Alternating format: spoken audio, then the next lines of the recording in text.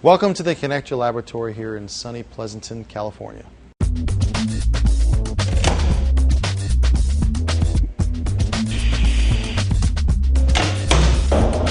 What we do here in the Connector Laboratory is different from our other laboratories in that we develop products mainly for the wood-to-wood connections. People don't really realize how much effort goes into developing a little piece of steel that's bent and used for construction, but we spend a lot of time and effort to make sure that we have great data that makes for good products.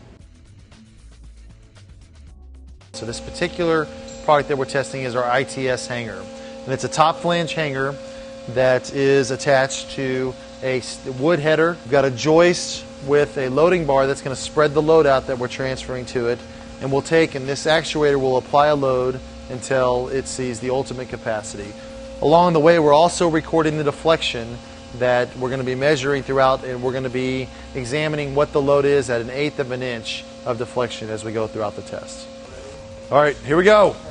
Testing in 3, 2, 1. 3,000 pounds. Right now it has about the amount of load that we would assume that it would from a design standpoint. So you can see there's no damage at all to the part at this point. Now we'll take it up to the ultimate failure.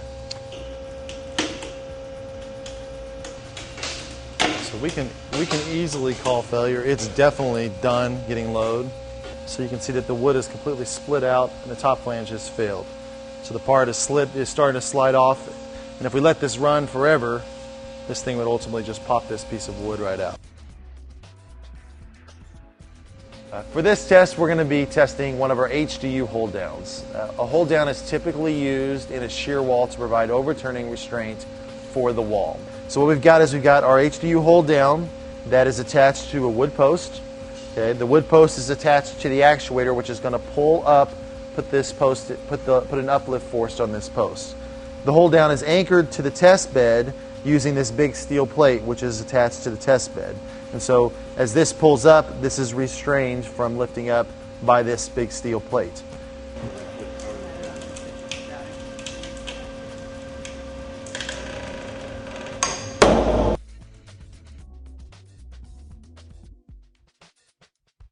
For this test, we're going to be looking at the capacity of a hurricane tie. Rather than pulling up on the setup, we actually have inverted it so we can push down and simulate the uplift forces on the product. What we'll learn from this test is we'll learn what the capacity of the hurricane tie is to be able to support the loads in our catalog.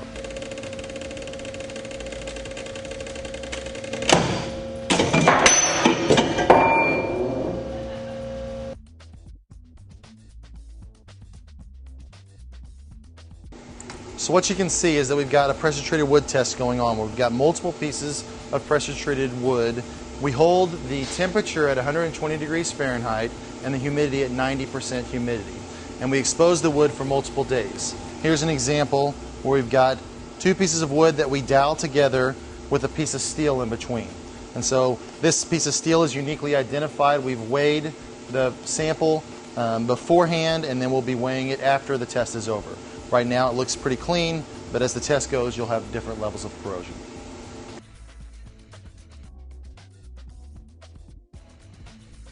This is our salt spray booth that we use to evaluate different types of coatings that we have on our product. It's 100% humidity at 35 degrees Celsius, and there's a mist that is sprayed constantly throughout the test, and it's got 5% salt concentration. We examine the samples at various times throughout the test and do a visual inspection on how much rust that we see on the parts.